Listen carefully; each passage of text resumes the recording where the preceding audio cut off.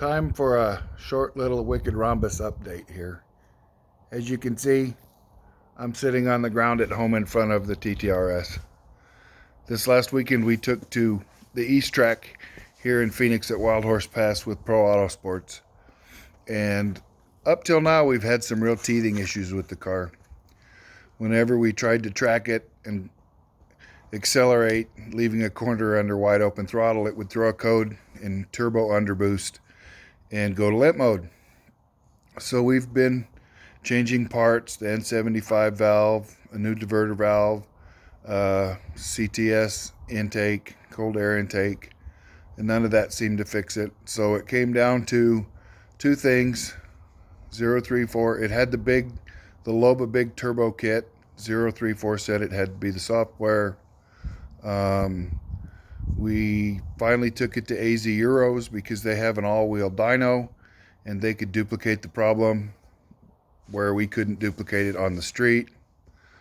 We determined that in fact it was the turbo, and 034 was not in the mood to separate a kit or help us out by selling us another Loba turbo. So in a fit, I decided we'd just go back to a stock turbo. GIAC was awesome enough to supply us with another tune that was done by the tuning group while it was at AZ Euros. We dynoed it. It was awesome, makes the numbers that we want it to make to run the class that we're going to run in. We got some camber in the front and the rear, and we took it to the track. We had a little issue with the KW coilover kit mag ride delete, and as it turns out, they get hot. I wrapped them up in their bubble wrap and put them in little cubbies in the fenders to keep them from getting destroyed, and it was overheating. So I spent a day literally taking the wheels on and off the car trying to look for a short and figure out why it kept throwing a fault. Upon reading that they get hot on AutoZine, some web page, I hung the front ones are now in the brake ducts where they get cold air on them, and the back ones are hung above the rear wheels, hanging down in the airflow. And all day Sunday we thrashed it like it was an amazing beast, and it never threw a code. It ran excellent. Traction control never came on.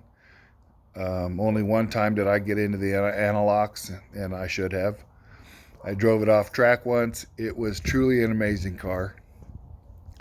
Brian's lap times were fast enough to put him on the pole in our group, and it's still pretty much a fully interiored street car. I ran enough laps in it on Sunday to know that in 6 or 7 consecutive laps, I'm half a second faster than the fastest car in our group. I had the pleasure of running down a ZL1, a Cayman GT4 Club Sport, another Cayman that they've been time trialing.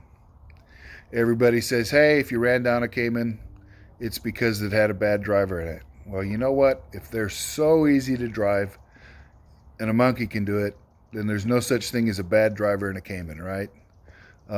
Maybe it's just that we know how to set up a TTRS to be a fast son of a bitch.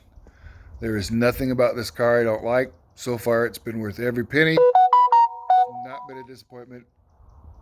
I am going to enjoy sharing this with my husband more than you could possibly imagine. So look for another update. We've got another track day coming up, Thanksgiving, running the main track and the Bondurant track at Wild Horse Pass with Pro Auto Sports. And I will let Brian do that update because he's better at them than I am. And I hope you enjoy this, and I hope you guys are all caught up to date.